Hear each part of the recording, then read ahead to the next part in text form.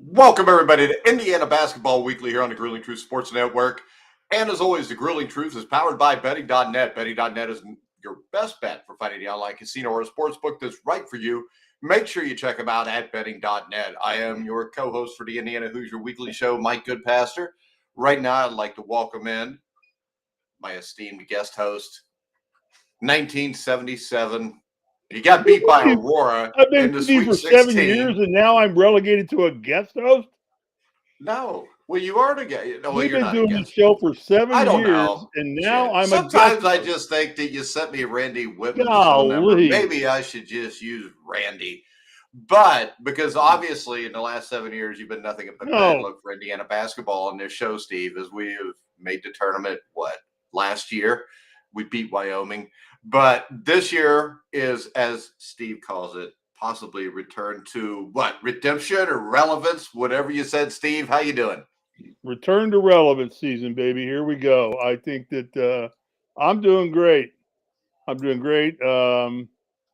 Excited about what Mike has done at Indiana basketball in his first year and what he's done over the summer. I think we're going to have a lot of fun things to talk about all year long.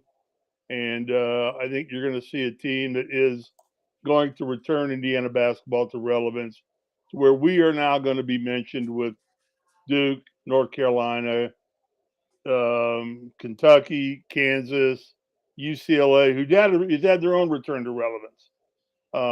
Once they got rid of, I'm not even going to say it. Don't say it. Once they changed coaches, they made it. They made a strong return to relevance, and I think it's Indiana's turn now. I think Mike's got him in the right place, but going to be a lot of fun. Yeah, well, as we look at the start to the season last week, Morehead State, Bethune-Cookman, not great competition, but Indiana's 2-0. They got off to a bit of a slow start the first 5 minutes against Bethune-Cookman and allowed the Wildcats to go on a 10-2 run to erase Indiana's opening 7-point lead. Woodson, the great thing about this team is this team could shoot the ball. So we're not going to sit here. We're not going to whine about three-point shooting because they can definitely shoot it. But the thing that sticks out to me about this team was at the first time out, when they needed energy, when they'd given up a run, Woodson went with Trey Galloway, Jordan Geronimo, Malik Renault, Tamar Bates off the bench, with Xavier Johnson remaining from the starting group. And, to me, you saw the energy level pick up almost immediately. So being able to have a rotation where this team is very deep really comes in, because we always talked about in the past, especially the last year or two, they really didn't have anybody to come off the bench to really give a spark. Now, they did at the end of last year with Jordan Geronimo, but overall, this has been an issue for past Hoosier teams. Yeah, I think you made some great comments and some great points in your opening monologue here. I likened it. This was a kind of a controlled start for Indiana. They came out with energy, and they did look a little slow at first. I think Bethune-Cookman stuck with them for the first 4 or 5 minutes, and then all of a sudden it just started exploding. But I don't know that wasn't just controlled. And let's take baby steps. Let's get it going. You really can't gauge a lot about Indiana's ability to compete in big time basketball with either Morehead State or with Bethune-Cookman. What you can gauge is Indiana's ability to play to its level of potential. And I think that's what I was looking for in the first 2 games, was how well can these guys play to their potential? And I like what I saw. I mean, Yeah, the thing that I really like, Steve. hang on, you kind of turned around the 3-point shooting. We haven't shot good. We shot 41% from the 3-point line, and we haven't done that in a long time. That's been the thorn in Indiana's foot for the last 5-6 years, is not have the ability to consistently shoot 3-pointers. Now, let's see what kind of perimeter pressure we get down the road from the likes of this Friday in Xavier, who can do that. It's Xavier, by the way. Xavier, yeah, I always say Xavier. That's just kind of one of those quirky things. It's like I say Jacoby Brisket. We'll get to them in a bit. But the other thing that I really like about this team, Steve, is Renault and Geronimo, because both of those guys are versatile enough to guard the 3 through 5 spots. And I mean, it's important to have guys like that are that versatile. Right. Well, that's another great point. I like the fact that we've got what I saw there in Shafino and Renault is 2 impact freshmen right off the bat. I think both those guys are going to be impact players right off the get go. And this team has depth. I mean, it has seniority. I mean, you've got some veteran players on this basketball club. I think you got a coach who spent a lot of time learning how to coach this game in college basketball, and has realigned his assistant coaching staff to where he's got it fit to where they're all going to work with him. And they recruited like all get out all summer long. And for the next 2 or 3 years, they've got some real talent that's very interested in playing basketball in Indiana. And if Indiana does this return to relevance story, there's gonna be a lot of guys that want to come here and play. But Yeah, I really like Shafino and Renault as rookies coming in, and I thought making impact right off the get go with even one of them started. Shafino started, and I like to see that. That means he's going to be able to spread his wealth out, and he's got talent. The only question I had, and you and I discussed this off air, you seem to be okay with it. I'm not quite as comfortable with it as you are, but I still see a lack of on-court leadership, and I know you like Trace Jackson Davis as a leader, and he is their leader right now. and he was at the end of the year when they went on the run to make it to the tournament. Yeah, he's their statistical leader and their power leader, but I still think they need somebody out front that can know when to up the tempo, when to down the tempo, and Yeah, when to but you're speak. not talking about a leader there. You're talking about a point guard to control the pace of the game. Two Well, to me, different that's a things, I leader. think. That's a leader because To he control decides the tempo when. of the game? I mean, Yeah, come on. All well, right. come I on. mean, Larry Bird was a pretty damn good leader, and he wasn't the point guard. Yeah, but Larry didn't really control the tempo of the game. He just shot lights out whenever he had to. But he was a leader. He made everybody around him better. That's what Quinn Trace Buckner and Jackson Isaiah Davis does. Thomas were leaders. You could even list Steve Alford as a leader, a guy that just knew when to push it and knew when to back it down. Indiana's had a history of those players. You can go down through the list if Yeah, I but went once through the again, you're not lineage. talking about a leader. You're talking about a guard that controls the game. Well, to me, that's a leader. So It is. To control yeah, the pace of the game. To me, a when I'm leader is somebody who when I'm keeps everybody driving in check and can put the team on their back. when I'm That's driving Trace my Jackson truck, Davis. my right foot is my leader. But yeah, because you can't lead with your left foot, dipshit, because, I mean, you'll never be able to step on the gas. That's right. All So right. anyway, You talked but about that's a minor Shafino. problem. You talked about Shafino and Johnson. They both combined for 15 points, 14 assists. You had 4 players that scored in double digits. I think that we could say without a doubt this is by far the deepest team Indiana's had. And that's not even to mention Miller Kopp, who shot the ball consistently from deep. Would he hit 5 out of 5 or something? I The think he's thing about field goals, 4 out of 7 overall, 4 out of 6 from 3-point range. Yeah, so I think that what we have now is Mike Woodson can actually coach. And what I mean by that is there's a lot more options with this team than what we've seen over the last 5 or 6 years with Hoosier teams, because I think teams are going to really have a hard time finding ways to guard, trace, and race as they always do. But when you throw a guy like Renault in the mix, that could be a backbreaker for opponents, especially in close games, Steve. There's a lot of ways, there's a lot more options here of guys that can score with this Hoosier team as there was in the last few years. Yeah, this team has scoring options. Scoring is not going to be the problem here. They're always going to have 2 or 3 guys now. I believe. I mean, every team has its bad shooting game. That just goes without saying. But we haven't even talked about Xavier Johnson yet. Xavier only takes 3 shots in the game, and it's mostly because he doesn't need to. And that's why I say I want to see more leadership out of him and do other things. How many assists did he get in the last game? He had 8 assists. Okay, 6. Now I'm blind. 6 assists, but still, that's what I want to see out of him. That's being leader-like, and things like that. So This team seems to be adapting to their roles real quick. That's an old trait of Bob Knight, is what I grew up in playing in that system. And Mike knows that system is every bit as well and better than I do. Um, and he's got to be putting players in roles. I think the toughest thing Mike's going to have to do right now, as we get on into this, is pare his rotation down a little bit, because you really only want to run with a 7 or 8 man rotation. But you got to keep your 8, 9, and 10 players happy and give them enough minutes. So he's got all good problems right now. But yeah, I defensively, I thought they filled gaps, they filled holes well. They were in position most of the time. For what I saw, they were aggressive on defense, so I liked what I saw. So again, I don't think Morehead State or Bethune-Cookman is anybody to really gauge how good this team is on. And I don't think we should do that. But they did what they were expected. They did. They played within themselves, and they played, I thought, up to a high level of their potential early in the season, which generally the team will take 4, 5, 6 games before it starts running very smoothly on its potential. I mean, I know we did that at Indiana all the time, but Mike's got this team playing to itself, to its own level of potential, more so than worrying about their opponents.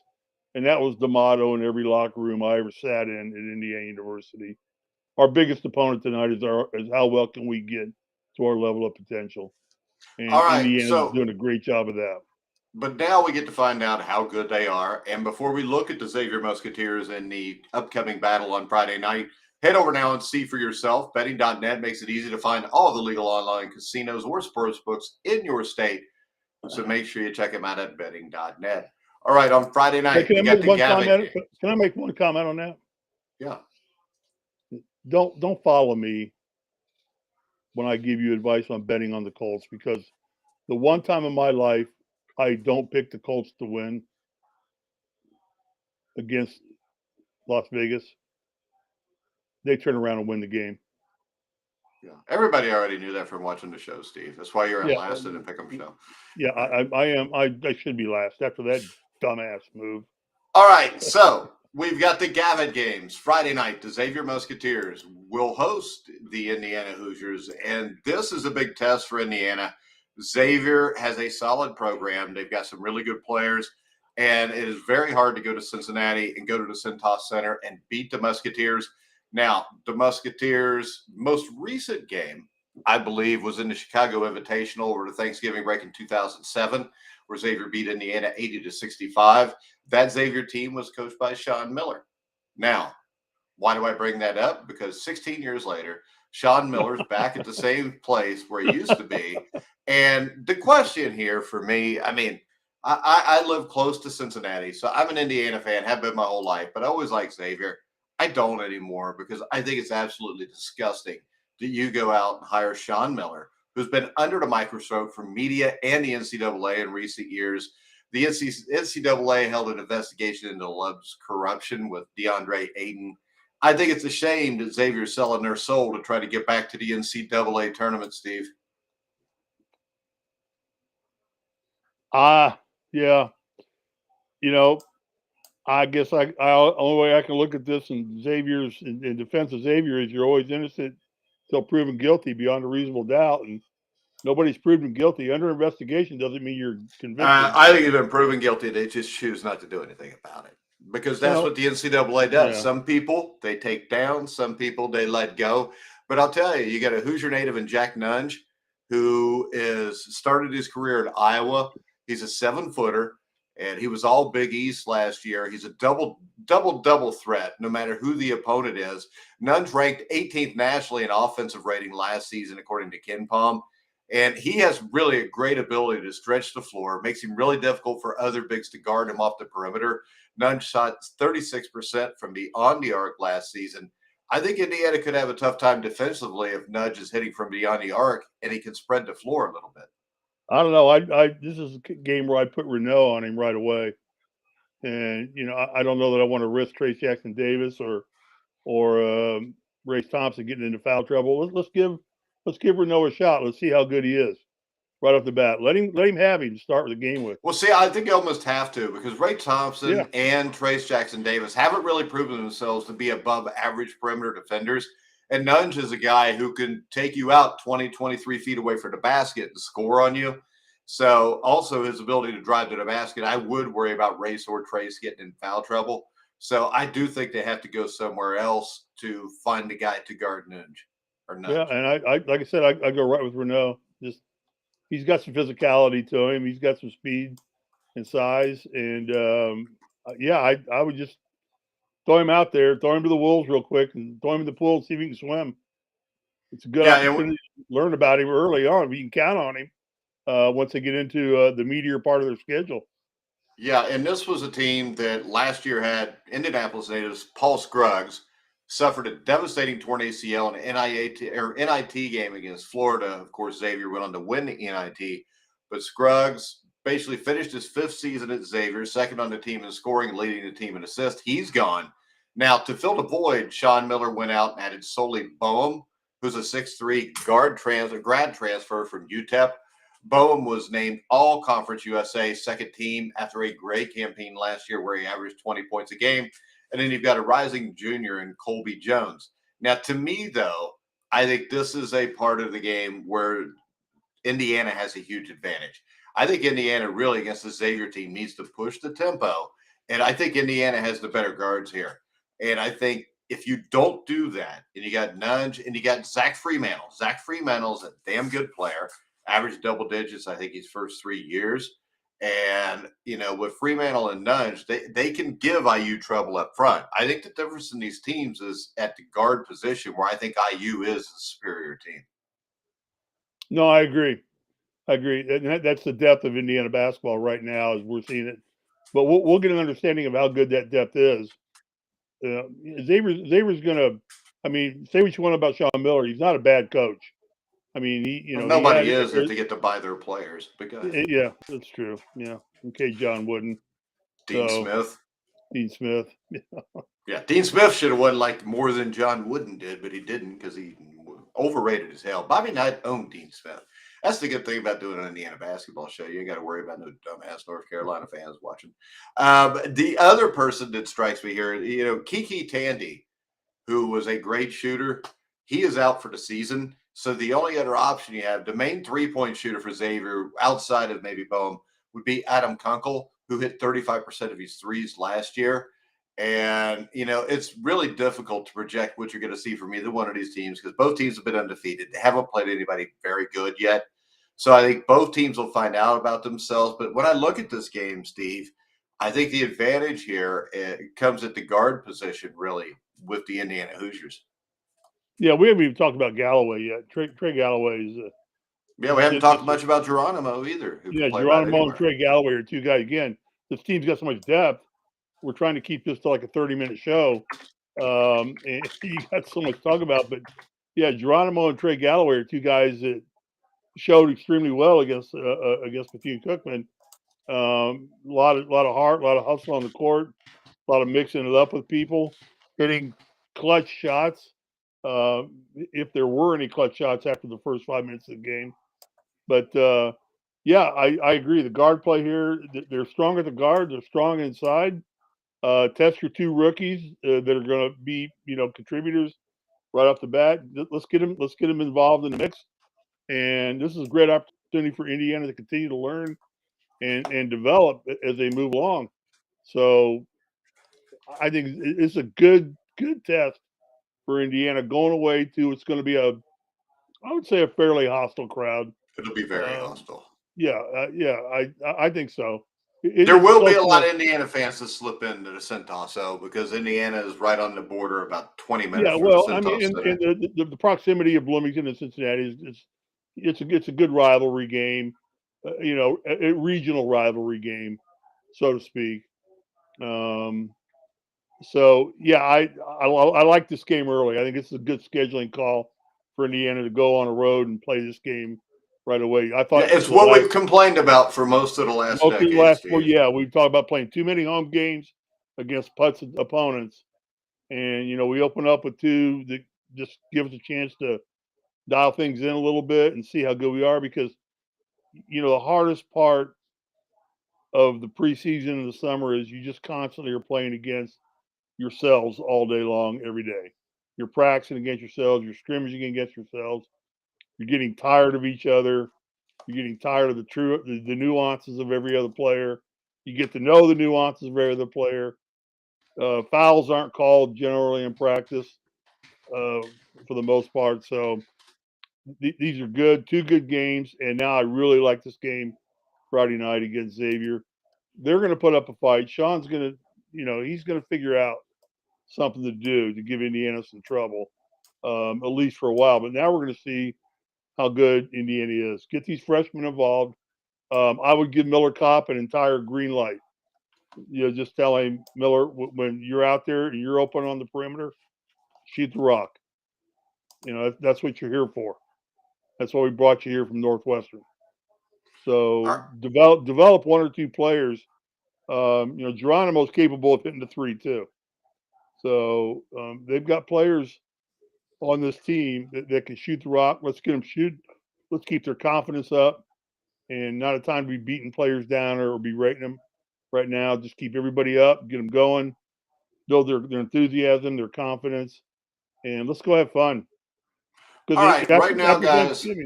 After Thanksgiving, this schedule gets a little hairy.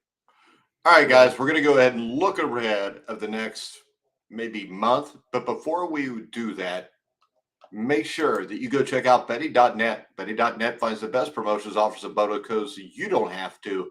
Head over to their website now to take advantage of things like free bets and matching deposits. I also, if you can't get enough Steve Risley, Wednesday night, the NFL prediction show will be at 9 o'clock Eastern with Steve, Dan Kornhauser, and Joe Spillman. Make sure you check them out there. Also, follow us on Twitter at Grueling Truth. What's wrong, Steve? You shaking your head? That's it. Don't listen to my picks. Yeah, it's entertaining. You can listen to Steve's picks and then bet the opposite direction. All right, so we're going to go ahead. We're going to look at Indiana's schedule here over the next month or so, next few weeks, leading into to the conference play. So after the Xavier game, they will come back, and 4 days later, I don't know. This makes no sense. Friday, Saturday, Sunday. All right, they will play Xavier, and then on Sunday they will play the Miami Redhawks. I think that's at Gamebridge, isn't it? Yeah. It's Indianapolis, so it'd have to be at Conseco. Yeah, and Miami of Ohio now. It was at Conseco when I left Indianapolis, so I'm still calling it. It's Gamebridge. It's where the Pacers play for people that don't know any better. But Miami of Ohio is 1-1 right now. They lost by 4 at home against Evansville. They beat something called Goshen, which I think is like a D3 school, by 43 the other night. Before the Hoosiers play them, they will also have games at Georgia, and they will host Marshall before the game on Sunday. So they'll be tested. They'll play Miami of Ohio. Miami of Ohio should not be a difficult test for the Hoosiers. And then, Steve, we get Jackson State. And then what's even better is we get the North Carolina Tar Heels November the 30th at 9:15. Did you leave out Little Rock? No, I didn't leave them out. I just didn't care. But, yeah, you'll have Miami of Ohio. You'll have Little Rock, which in 1987 did pull an upset in the NCAA tournament and made it to the second round. Then they play Jackson State. Deion Sanders will not be there, I think, but I'm not sure. You never know, Deion. Yeah. And actually, Miami of Ohio plays Little Rock and Jackson State too. For anybody, is this a tournament that the Hoosiers are hosting? I don't think it's a tournament anymore. I think it's the game where they used to play Butler and Notre Dame, and it's just switched out to Miami of Ohio, because you've got Miami of Ohio, and then 3 days later on a Wednesday, you play Little Rock. Then you play Jackson State November the 25th. That leads into November the 30th, which November the 30th is the big one. Hopefully the Hoosiers will be, 6 or 7-0 then, and they will host the North Carolina Tar Heels at Simon Scott's Assembly Hall. That is a game. Right now, I think North Carolina is ranked number 1 in the country. So we're going to find out between Friday night, within the next 2.5 weeks, we're going to know exactly where we stand, at least early in the season, Steve. Yeah, this will be the marquee game of the ACC Big Ten Challenge, I believe. Yeah, you'll have to give me your tickets for that, but I'll go to that one. You know what? I haven't gotten my little ticket request form yet. I wonder if I'm on the shit list again. So the tickets are harder to come by now, Steve. I know. I'll be sitting next to the tuba section again. Yeah, That's what well, you what the get hell? for not being Mike Woodson or Isaiah Thomas. Yeah, we'll talk about that game as we get closer to it. Let's see how we do right now. Yeah, and then We'll you've give got you the updates. kickoff of the Big Ten season, which is at Rutgers. You host Nebraska. That to me seems like a good way to start the season off, Big Ten wise at least. And then you play Arizona. I believe that's out in Las Vegas. It's Then Vegas, you yeah. then you go to Kansas. You play Kansas. I mean, we're going to know exactly where this team stands by my birthday, which is December the 19th. Then you finish the year off by playing Elon at home and Kennesaw State. Then we go into Big Ten play. Steve, when I look at this, I mean, the North Carolina game is the tough one. I mean, Xavier, North Carolina, Arizona, Kansas. This is a much tougher schedule that we're used to Indiana having at the start of the year. And if between the Xavier, North Carolina, Arizona, and Kansas, I think if you go 2-2 here, you'd have to be pretty happy, wouldn't you? Oh, I expect 3-1 easily. Not easily. I expect three. I hope the way this team looks like it's built, not the way it's performing, but the way it's built. I expect to go 3-1 in this series of games. Well, my worry is Come this out though: of North if you go Carolina. 3-1, you're in awesome shape because only one of these No, games is yeah. really a home game because the other three are basically road games. You know what I call this, Mike? I call this is a tournament schedule. This is a tournament schedule, and Mike's done a great job of doing that as quickly as he possibly could. But we're playing tournament caliber teams before we get into the Big Ten, and then we know what the Big Ten's like. The Big Ten is Yeah, all tournament caliber teams. fairly easy this time around. Well, I mean, really, when I look at the Big Ten, I don't see a Big Ten that's loaded, Steve. And I would say this: if you know, Indiana doesn't win the Big Ten regular season, I would be highly disappointed. yeah, no, yeah, expectations should be higher than normal. I agree with you 100% there than we've had in the past for Indiana basketball. And I'll tell you what about the Big Ten. You can say it's not as good as it's been, but the Big Ten is still a grind. There's a lot of games. You're traveling a lot. You're 2 game road swings. You're sleeping in hotels. You're missing That's every classes. conference, though. Yeah, but and the physicality of the Big Ten still is the strongest. While I know they've come up They're with not, but that's okay. they've come up with what are these things called flagrant fouls? Shit, there Yeah. was no flagrant fouls when I was playing college basketball unless the guy's leg was broken. There was Then that barely would be a flagrant basketball foul. when you were younger, Steve. Pardon? There was barely basketball when you were younger. Yeah, we did have to get a ladder to get up and get There was the only ball out of the 9 peach teams. basket. You had to get the ball out of the peach Peach basket. It was basket. I horrible. know. Yeah. I know. And the ball didn't bounce very well. I mean, really, I mean, when you look at the Big Ten, to me, this comes down to between Illinois and Indiana. I mean, that's what I think. I think we see a lot. I mean, Michigan State looked pretty good the other night. oh, when they played, who did they play? Gonzaga? The Gonzaga on the aircraft carrier right down here in San Diego.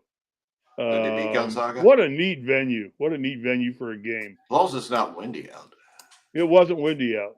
And the thing about Michigan State is they're one of those teams that even if you don't expect much, you know that by the time the end of the season's there, Tom Izzo will have them in contention. Right. But I mean, when I look at it, I think it's Illinois, Indiana. Purdue looks good. I think Michigan with Hunter Dickinson back for a third season is a good starting point. You know, so Iowa's always going to be good. They got Chris Murray. He's not the same as his brother Keegan, but I mean, this is a very winnable conference for the Hoosiers. Yeah, it is. It is. Like I said, right now we're just trying to figure out how good this Indiana team is. That's what we don't know right now, and we're not going to know that until we make this run, really against North Carolina, against Arizona, and against Kansas. Make that run and see what we can do. I mean, that's I still think 2-2, you're in pretty good shape here. You got to get at least one of them, but the 2-2 would be nice. And to tell you the truth, out of that 2-2, if you could beat it, I mean, the two big ones to me are Xavier and North Carolina because Xavier is a true away game. Then you've got North Carolina, which is a team just as talented, if not more talented than Indiana, and you get them at home right away. Those first two games are going to be a huge barometer. And I think it's really imperative they get the Xavier win because it's the easiest of the four tough games. Well, I can go on and disagree with you just a little bit. Those are marquee games, and those are fun to watch on a Saturday afternoon or whenever they're all going to be played. But to me, the two important games here before the end of the year are Rutgers and Nebraska. See, I disagree completely. I think that's just a bullshit way of kissing ass in the Big Ten. Nebraska is shit. Yeah. Rutgers is probably the 9th or 10th best team in the Big Ten. That is the barometer is when you play teams that are really good. I mean, if they screw up and lose those games, they're screwed anyway, Steve. Difference of opinion. I don't know. I mean, it's Nebraska and Rutgers. I don't know. Wait a second. When you want to return to relevance, you can't return to relevance if you're worried about Rutgers and Nebraska. Mike, I believe, and I could be wrong, but I believe in 1981, we got beat by North Carolina in the regular season. Yeah. And we turned around and kicked their ass in the championship game. And if you never would have got beat by them in the regular season, it might have been tougher to win that game at the end. Well, that's what I'm just saying. Right, you got to play teams. Well, we'll agree to disagree. Did y'all lose to Northwestern and Wisconsin? Pardon? Because did you lose to Northwestern and Wisconsin? Because that's basically like playing Rutgers and Nebraska. I never wanted to be on a basketball team that lost to Northwestern. Well, very few have. We never lost to Northwestern. Well, recently there's been a few. But all right. So what do you think, Indiana Xavier? Give us a score. Is it a blowout or a close game? I think it's a close game. I hope it is. That's where you I think Xavier. Again, Sean Miller. He's a good basketball coach. He's a good basketball coach. I mean, he is, and he's going to have his team ready to play. They're playing in a hostile environment. They're on the road. It's their first test on the road. I still think, you're a young gelling team, so I think Indiana wins by double digits, but I don't think they'll get to double digits till the end of the game. Yeah. I think it'll be a tight game. I think they win by 10 to 12, maybe. So you're thinking a game that is 4 to 8 point difference throughout most of the game. Yeah. No, I don't think you kick it out to 10 or 12 at the end. Because there's going to be foul. They're going to start fouling you because they're going to have to get the ball back, and it's going to end up like that. But I think Xavier's going to give Indiana all Indiana wants to handle in this third game of the season, and I'm glad that Mike did that. And Scott Dawson. I think it was one of those made-for-TV things anyways, so that's the Gavitt Games thing. We're going to play somebody in the Big East. Yeah, and Xavier's is good. It's a good rivalry. It's a regional rivalry. Yeah, the only way it could have been better is if you had to go to Villanova. That would have been fabulous. Indiana-Villanova would have been another marquee game. But, all right, Steve. But that's returning to relevance, so... Good start to the season for Indiana, I think, in terms of self-production, not necessarily in terms of opponent crushing. Doesn't matter really who we played. But I think that Indiana did dominate both games very strongly. And we saw the inclusion now of two young freshmen coming in and making an instant contribution to the team. We saw the strength of our inside play with Trace Jackson. I think he scored 21 against the Bethune. And then you had four other players in double figures, I believe. So balanced scoring, strong defensive play. I didn't even see how bad did we out-rebound them. Hang on here. Let me put my glasses on real quick and tell you rebounding. That's important to look at. Rebounds, 33 to 28. Should have done better than that on rebounding. Yeah, but also, didn't they shoot the ball at a fairly high level, which makes for less rebounds? They were almost 60% shooting, if you're shooting 60%, you still out-rebound them by 5. I think you're doing all right. Yeah, you're doing fine. Yeah. So, Steve, you want to go next Monday night at like 7 o'clock Eastern? Mike, I know that Mike needs to take his football team, his nationally ranked football team, down to Panama City to compete in the national championships of high school football, where they are favored to I don't win know it. that we're favored. We're probably not Well, favored. I'm going to favor you because you just came back from Texas Stadium, the AT&T Texas Stadium, and played a game down there. And what'd you win? 56-0? It was only 54-0, Steve. 54-0. We I'm took a sorry. knee in the last 5 minutes. So So it could have been worse. all right, so So, we'll go yeah. next Monday night at 7:00 Eastern. On that show, we will recap the Xavier game, the Miami of Ohio game. We will look forward to Little Rock, Jackson State. And you can basically find us probably about every Monday at 7:00 Eastern time. We will have special shows after certain games, especially like the upcoming North Carolina game. There'll be a show probably right after it, maybe the next day, because I think the game's supposed to start at like 9:15 at night instead of at like midnight. So It's only 6 o'clock here. midnight's not 6:00 there; it's 9:00 there. So it'll start at 6:15 your time. Your problem is this, though. I'm old, Steve, and I'm probably really not going to hang out till midnight to do a show after the game. I might if we win, though, because I'll be pumped up. Wow. So you never know. Oh, what the hell? We'll do a show after the North Carolina game, too. We got nothing else to do. Football season's over for me by then. All right, guys. Mike, you better talk to Wendy about that. I will, Steve. I mean, we all know that. Indian Creed, what was it? Indiana Creek Walker says, "What's up, guys? How you doing, Indiana Creek Walker? Make sure that's a cool ass name too. Make sure you check us out next Monday night at 7:00 Eastern live. We'll look back at the Xavier game and the Miami of Ohio game, which will hopefully be 2 wins. We continue to celebrate and continue on Indiana's return to relevance. Make sure you go check us out on YouTube, like, subscribe, do all that good stuff. Make sure you follow us at Grilling Truth. Follow Steve Risley at SRisley34. If you have any questions, you can send it to at SRisley34 or you can send it to at Grilling Truth. Go ahead, Steve. Pay attention to us this year. We are going to have some guests on. I have reached out to former teammates, including Mike Woodson, and from periodic times throughout the season. We'll have the likes of Landon Turner. I'm trying to reach out to Isaiah. Ted usually is a person that comes on annually, gives us Ted Kitchell and gives us insight.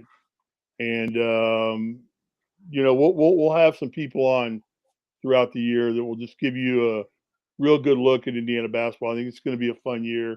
We'll have some fun guests on, and we've got Mike Goodpaster. What more can you ask for? That is true. Also, make sure you check out on Facebook the Got Woodson Facebook page. Is run by Brian Moore. Brian will probably be on his show occasionally this week. Make sure you check them out. They've got all the best Indiana basketball news you can find. But for now, for Steve Risley, I'm Mike Goodpaster. You've been watching and listening to The Grilling Truth, where the legends speak. Go